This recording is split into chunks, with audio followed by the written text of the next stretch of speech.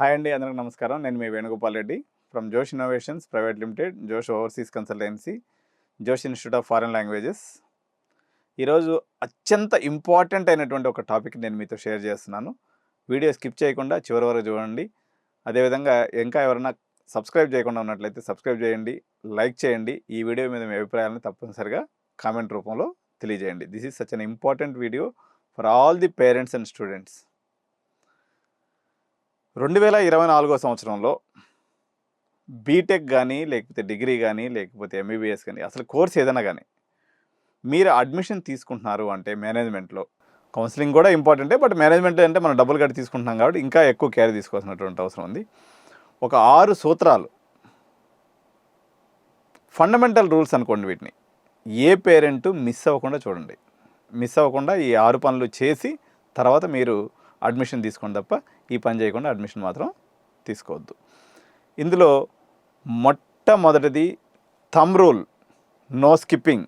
మీరు అడ్మిషన్ తీసుకోదలుచుకున్నటువంటి కాలేజీలో మీరు తప్పనిసరిగా విజిట్ చేయాలి. తల్లిదండ్రులు అదేవిధంగా స్టూడెంట్ని తీసుకెళ్ళి మీరు ఏ కాలేజీలో అయితే మేనేజ్మెంట్ అడ్మిషన్ తీసుకుంటున్నారో ఆ కాలేజీని కానీ యూనివర్సిటీస్ని కానీ ఫిజికల్గా చూడకుండా అడ్మిషన్ తీసుకోవద్దు.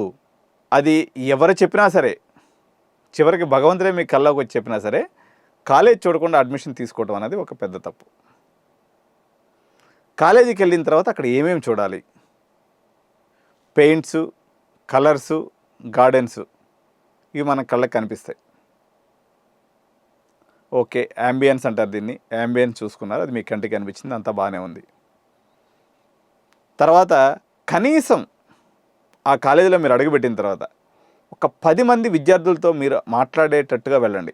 మీకు ఆదివారం సెలవు దొరికింది కదా అని చెప్పేసి సైలెంట్గా పోయేసి కాలేజ్ చూసుకొని ఆ పెయింట్లు, గోడలు, ఆ ల్యాబ్లు డోర్లు ఓపెన్ చేసి వాడు చూసి రావడం కాదు. అక్కడ చదివేటువంటి విద్యార్థులతో తప్పనిసరిగా మాట్లాడండి. ఏమని మాట్లాడతారంటే, అన్ని కాలేజీలకి అన్ని సబ్జెక్ట్స్ క్లాసెస్ నడుస్తున్నాయా, సీనియర్ ఫ్యాకల్టీస్ ఉన్నారా, క్లాస్ వర్క్ సక్రమంగా నడుస్తుందా, మీకు బతకడానికి అవసరమైనటువంటి స్కిల్ని కాలేజ్ ఏమన్నా మీకు ఇస్తుందా లేదా, ఓకే, ఎటువంటి స్కిల్స్ వాళ్ళకి నేర్పిస్తున్నారు అనేటువంటి విషయాన్ని అడగండి. తర్వాత చాలా కాలేజీల్లో, యూనివర్సిటీస్లో మాస్ కాపీయింగ్ ఉంటుంది. మాస్ కాపీయింగ్ అంటే వాళ్ళు ఏం చదువు చెప్పేది ఉండదు, జస్ట్ అలా పాస్ చేసి పంపించేస్తారు. మీరు ఆ పని మీద పోయినట్లయితే, ఏమండి మా వాడిని గ్యారెంటీగా పాస్ చేస్తారు కదా, మళ్ళీ ఏం డబ్బులు గుంజుకోరు కదా అని అడగండి. ఏది, మీ వాడిని ఎట్లాగో అట్ట నెట్టేసుకొని ముందుకు పోయే పనికైతే. నిజంగా మీరు చదివిచ్చే పేరెంట్ అయితే చదువు చెప్పి వాళ్ళకి విజ్ఞానాన్ని నేర్పిస్తున్నారు లేదనే విషయాన్ని తప్పనిసరిగా పూర్వ విద్యార్థుల నుంచి తెలుసుకోండి.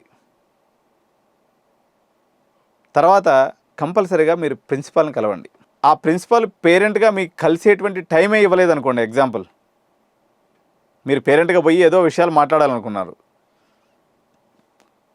మేము కలవండి పేరెంట్స్ అన్నారు అనుకోండి, ఆ కాలేజీ చేరొద్దు, డైరెక్ట్గా ఇంటికి వచ్చేసిండి వెనక్కి. కాలేజీలో కలవాల్సినటువంటి ఇంపార్టెంట్ 5 మంది మనుషుల గురించి చెప్తున్నా. కంపల్సరీగా మీరు ఆ గోడలు, గార్డెన్స్ ఇవన్నీ చూసుకున్నారు, బాగానే ఉంది.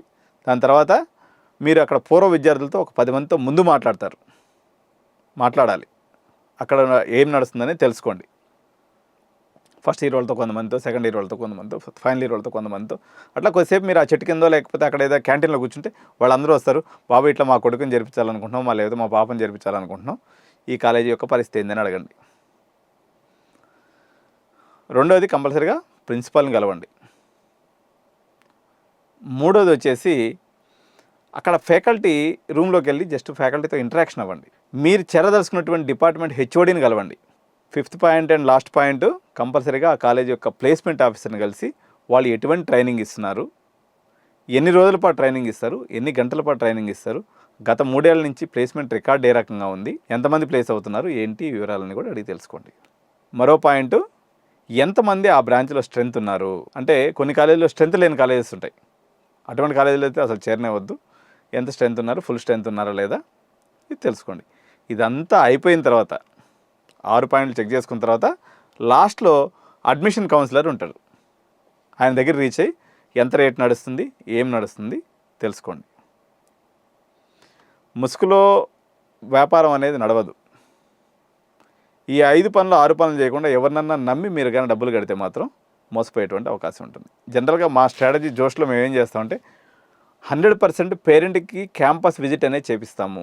We maintain transparency. ఎందుకంటే ఒకవేళ అది చచ్చుపుచ్చు కాలేజ్ అనుకోండి, అంటే పనికిమాలిన కాలేజ్ అనుకోండి, ఆ పేరెంట్ అందుకోసం వచ్చేవాళ్ళు కూడా ఉంటారు.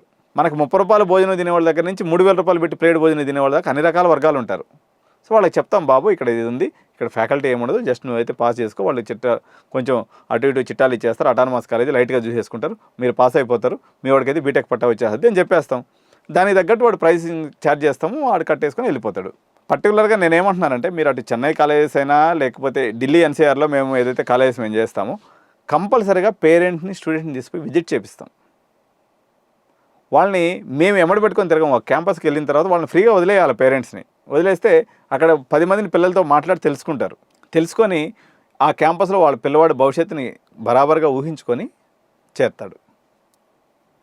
లాస్ట్ వీడియోలో నేను చెప్పినట్టుగా ప్రతి 6 నెలలకు ఒకసారి ఈ పనిని ఏదైతే టీచర్స్, హెచ్ఓడీస్, ప్లేస్మెంట్ ఆఫీసర్తో ఇంటరాక్షన్ని వీలైతే ప్రతి 6 నెలలకు ఒకసారి మీరు చేసినట్లయితే మీ పిల్లవాడు దారి తప్పేటువంటి అవకాశం చాలా చాలా తక్కువ ఉంటుంది. సో ర్యాగింగ్ ఎలా ఉంది ఇది కూడా తెలుసుకోవచ్చు. ర్యాగింగ్ అనేది ఆల్మోస్ట్ ఇదైపోయింది. తర్వాత చాలా కాలేజీలో డ్రగ్ కల్చర్ ఉంది. మీరు అక్కడికి వెళ్ళేసి ఎవరైతే మీకు ఫాదర్ కానీ ఉన్నట్లయితే ఛాయ్ బండి దగ్గరికి వెళ్తే అది తెలిసిపోద్ది అనమాట, ఏంది వాతావరణం, కాలేజీ వాళ్ళ పరిస్థితి ఎట్లుంది, ఎంత పర్సెంటేజ్ పిల్లలు చెడిపోయి ఉన్నారు. ఎందుకంటే 100% ఉన్నటువంటి కాలేజీలు ఏం లేవు ఇప్పుడు. కానీ అట్లీస్ట్ ఒక 90% పిల్లలు బాగుంటే 10% పిల్లలు ఎక్కడైనా కానీ మంచి చెడులు అనేవి ఉంటాయి. సో ఈ ఫండమెంటల్స్ అనేది ప్రతి పేరెంటు విధిగా పాటించాలని, క్యాంపస్ చూడకుండా, క్యాంపస్లో పిల్లల్ని ఎంక్వైరీ చేయకుండా మీరు డబ్బులు కట్టవద్దు. ఇది ఆల్రెడీ మీకు ఎవరైనా తెలిసిన వాళ్ళు ఉండి, ఉదాహరణకి ఇప్పుడు పెద్ద కాలేజీలు ఉన్నాయనుకోండి, సిబిఐటి పోయి క్యాంపస్ చూడాల్సిన అవసరం లేదు. ఎందుకంటే CBIT it is known for it's brand. అది మనకు తెలుసు. ఆల్రెడీ మీ చిన్నాన్న కొడుకో, పెదనాన్న కొడుకో, మీ అత్త కొడుకో ఎవరో ఒకరు చదివి ఉంటాడు, వాడికి టేక్ గ్రాంటెడ్గా మీ బంధువుగా చెప్పిండు, స్టిల్ అయినా ఒక రౌండ్ అటు కొట్టుకొని వచ్చేసి మీరు చేసుకోవటం మంచిది. అంటే సిబిఐటీ లాంటి ఆణిముత్యాల కాలేజీల గురించి కదా చెప్పేది. సిబిఐ 175 కాలేజీలో అటువంటి అసలు అంటే ఫీడ్బ్యాక్ తీసుకోకుండా చేరే కాలేజీలు ఒక 5 కాలేజీలు 6 కాలేజీలు ఉంటాయి. మిగిలినవన్నీ కూడా ఆమ్యాం కథే ఉంటుంది. కాబట్టి చెప్పేది ఒకటి చేసేది ఒకటి ఉంటుంది. కాబట్టి జాగ్రత్తగా గమనించుకొని చూసుకొని చేరండి. చాలా కాలేజీల్లో ఇప్పుడు మనకు మొత్తం ఒక 300 కాలేజీలు ఆంధ్రాలో ఉన్నట్లయితే ల్యాబ్లో 50% కన్నా తక్కువ సిస్టమ్స్ పనిచేసేటువంటి కాలేజీలు దగ్గర 200 కాలేజీలు 150 కాలేజీల పైనే ఉంటాయి. మనకు జేఎన్టీ ఇన్స్పెక్షన్ తూతు మంత్రంగా చేస్తుంది. వాళ్ళు చేసే ఇన్స్పెక్షన్ వల్ల ఎటువంటి ఉపయోగం లేదు. ఎందుకంటే మీరు 2022-23 సంవత్సరాలకు వాళ్ళు ఇన్స్పెక్షన్ చేస్తే ఒక కాలేజీ కూడా పట్టుబడలేదు. అంటే ఎన్ని ఇంజనీరింగ్ కాలేజీ సక్రంగా ఉన్నాయనే కాదు, వాళ్ళకి అంత తీరిక లేదు, ఓపిక లేదు.